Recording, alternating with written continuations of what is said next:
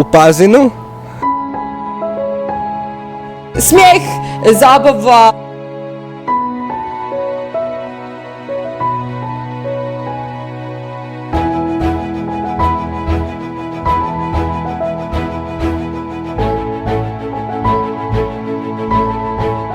Puno učenika iz različitih dijelova Istre.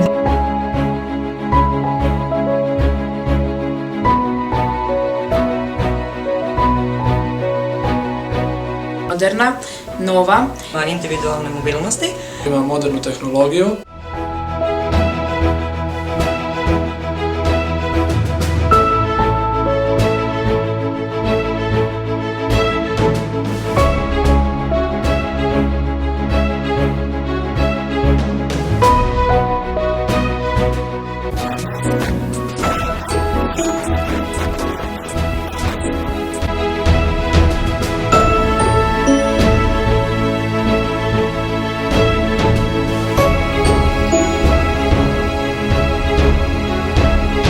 Odlično.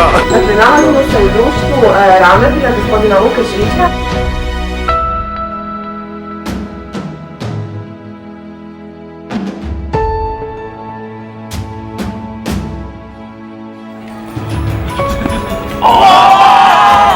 Očistili smo sve lampe oko škole i posadili drvo. Tamo je drvo.